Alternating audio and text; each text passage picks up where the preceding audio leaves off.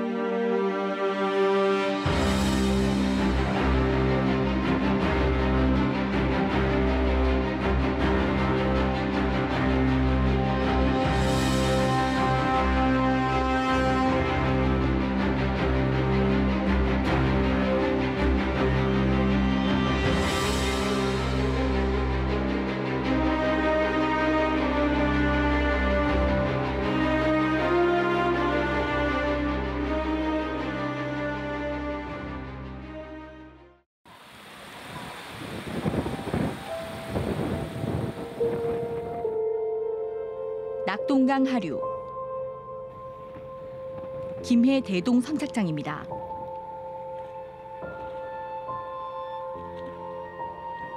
(1.3톤) 작은 어선이 녹색 강물을 가르며 나아갑니다. 60년째 낙동강에서 민물고기 잡이로 5가족을 부양해온 70살 유점길 씨. 오랜만에 강으로 나섰습니다. 초록빛 알갱이로 뒤덮여 한 치 앞도 보이지 않는 강물 속에서 이틀 전 쳐둔 어망을 끌어올립니다. 500m 길이 어망을 30여 분 동안 힘들여 걷어보지만 텅 빈 어망에는 녹조 알갱이만 가득 엉겨붙어 있습니다. 10분 나가면 8, 9분은 고기가 없어요. 그러고 우짜 걸면은 한두 마리. 요새는 고기 잡으러 나가는 게 아니에요. 잡히질 않아요.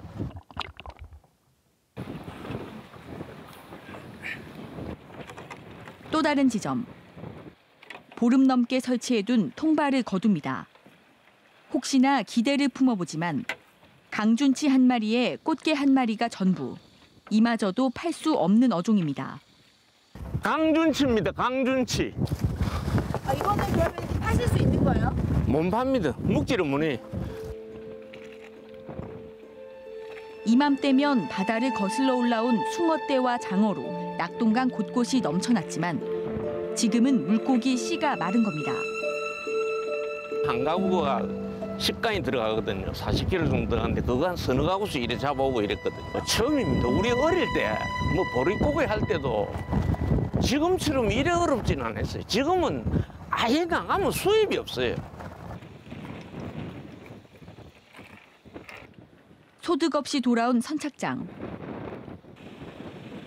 낙동강 어부들은 배를 띄우지도 못하고 매일같이 선착장만 서성입니다. 어망과 통발은 선착장 곳곳에 쌓여 방치됐고 민물고기로 가득 찼던 어창은 텅 비어 녹조만 떠다닙니다. 불과 4, 5년 사이의 변화입니다. 몇 년 사이에 강이 녹조로 물들면서 물고기는 씨가 말라 평생을 이어온 생업을 잃게 된 어민들은 하루하루가 막막합니다. 알은 것이 어망을 가지고 고기 잡는 일 이것밖에 안 왔기 때문에 전혀 어디 왜 여기에만 매달리가 있겠어요. 생계는 전혀 안 되죠. 지금 그래 어민들은 지금만이 어려운 게 없죠 지금. 경남의 낙동강 어민은 480여 명. 대부분 고기잡이에 나서도 배 기름값조차 낼 수 없을 만큼 어획량이 주는 데다 판로가 막혀 생계가 불투명한 형편입니다. 4대강 사업 이후에는 지금 뭐 나갔다 보면 적자다 보니까 지금 어민들 한번 하나같이 다 똑같죠. 지금 전혀 수입은 없는 상태고요. 뭐 고기 상태가 영 심각하게 좀 나오다 보니까 우리는 어민들은 쉬쉬하면서 그냥 있어도 그냥 없는 척하면서 방송에는 안 내보내는데 이제 와서는 도저히 강이 죽고 더 이상 회복이 불가능하다 보니까. 녹색 페인트를 끼얹은 듯한 낙동강. 해마다 녹조가 악화되더니 올해는 사상 최악을 기록했습니다. 낙동강 창녕하만보의 조류경보 발령 일수는 지난 2013년 98일, 2014년 143일에서 지난해 171일로 해마다 폭증했습니다. 1년 중 절반 가까이 낙동강에는 녹조로 인한 조류경보가 발령된 상황입니다. 기록적인 폭염이었던 올해는 더욱 심각합니다. 올여름 창녕하만보의 남조류 개체수는 밀리리터당 13만여 개로 지난해 11만여 개를 뛰어넘었습니다. 게다가 지난 7월부터 남조류가 밀리리터당 4천여 개로 폭증하면서 지난달 초 내려진 조류경보는 수그러들기는커녕 경계 단계로 올라 9월 현재까지도 이어지고 있습니다.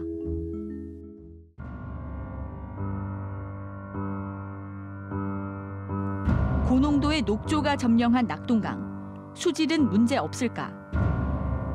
지난 6월 4대강 조사위원회가 낙동강 수질을 수십마다 조사한 결과입니다. 미생물이 물속 오염물질을 분해하기 위해 필요한 산소량인 BOD와 수중 오염물질을 화학적으로 산화시킬 때 필요한 산소량인 COD, 그리고 물속에 녹아있는 용존산소를 살펴봤습니다. 창녕하만보는 최대 수심인 11m 구간에서 BOD 3등급, COD는 5등급으로 나쁨 수준이었고 용존산소는 수심 10m 구간에서 아예 고갈 상태로 나타났습니다.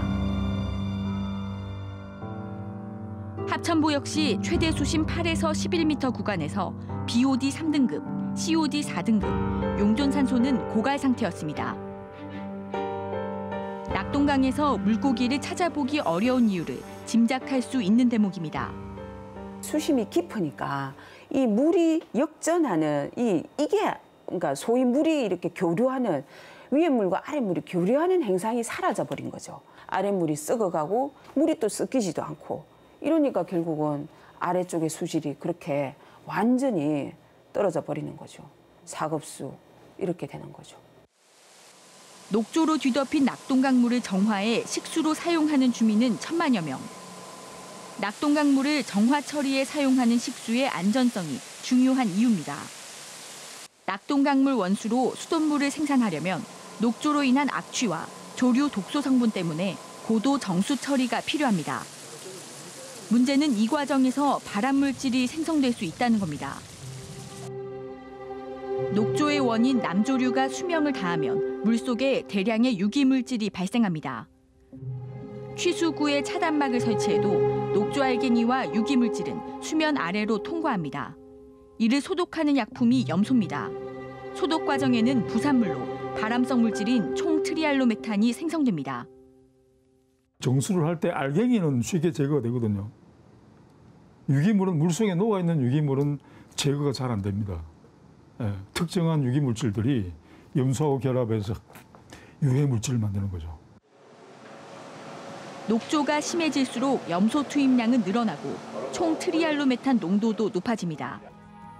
실제 낙동강을 수원으로 하는 경남의 정수장 3곳을 살펴보니 최근 4년 동안 염소 투입량이 늘면서 총 트리알로메탄 농도도 올라가 최대 89% 늘기도 했습니다. 낙동강 녹조의 농도가 높아지고 조류경보 발령 일수가 증가하는 것과 정비례하는 결과입니다. 녹조가 심해지는 여름철에는 증가폭이 더욱 컸는데 지난 2014년 여름 염소 투입량이 늘자 총 트리알로메탄이 리터당 0.083mg으로 경남 최대치를 기록하기도 했습니다. 먹는 물의 총 트리알로메탄 기준은 우리나라의 경우 리터당 0.1mg, 환경부는 정수된 낙동강 식수가 기준치 이하라 문제가 없다는 입장입니다. 하지만 독일과 네덜란드의 기준치는 0.05mg입니다. 경남 8개 정수장의 경우 지난 2011년부터 80여 차례나 0.05mg을 넘겼습니다. 자치단체와 환경당국도 식수 속 트리알로메탄을 없애기 위해 수돗물을 끓여 마시라고 권고하는 상황입니다. 조류가 많이 생기면 원수가 나빠지고요. 정수하는 수질도 대단히 나빠집니다. 네, 나빠집니다.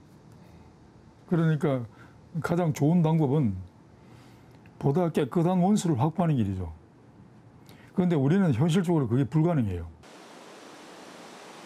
녹조에 따른 유해성 문제는 또 있습니다. 녹조를 유발하는 남조류가 내뿜는 맹독성 물질 마이크로시스틴도 낙동강 식수 안전성을 위협합니다.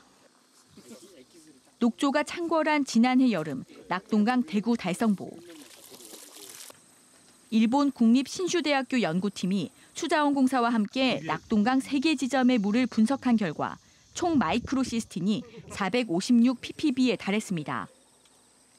세계보건기구가 정한 기준치 1ppb의 400배가 넘는 겁니다.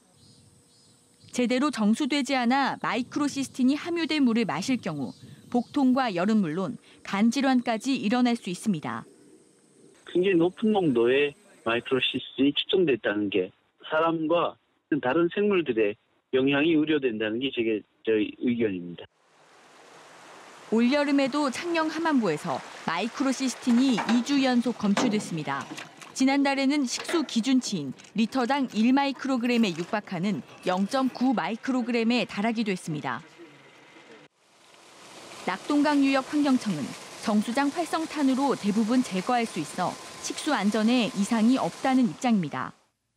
우리 지역에는 14개의 정수장이 있는데 이들 모두 고도 정수 처리 시설에 설치되어 있어 독성 물질이 원수에서 발견되어도 99% 이상 정수 과정에서 처리가 됩니다.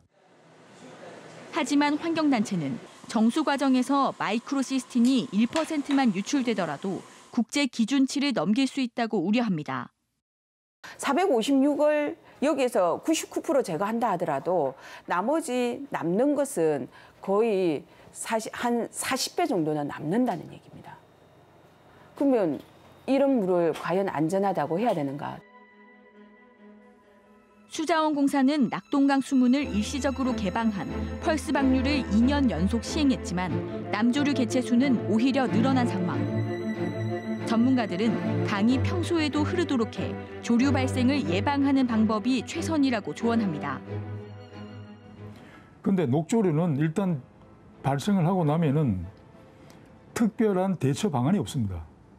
예, 녹조 발생을 사전에 예방하는 그런 데를 정책적으로 우리가 강구하는 게 훨씬 더 필요하다고 봅니다.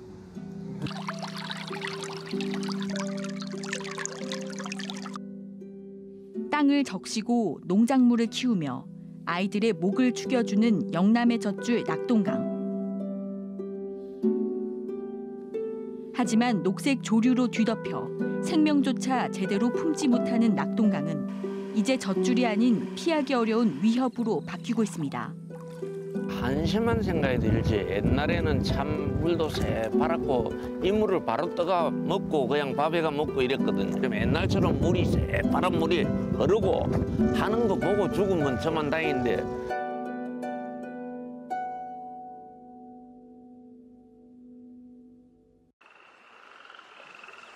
물고기가 수면 위로 펄떡이고 흐르는 푸른 강물 사이로 금빛 모래가 펼쳐지는 강. 깨끗한 낙동강이 영남권 지역민들의 불안감을 잠재울 수 있는 방법입니다.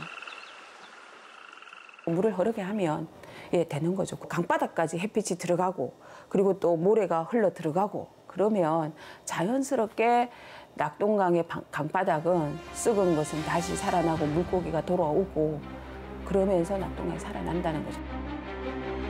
하지만 행정당국 어디에서도 뚜렷한 대책을 내놓지 않은 채 낙동강의 녹색 위협은 해마다 반복되고 있습니다.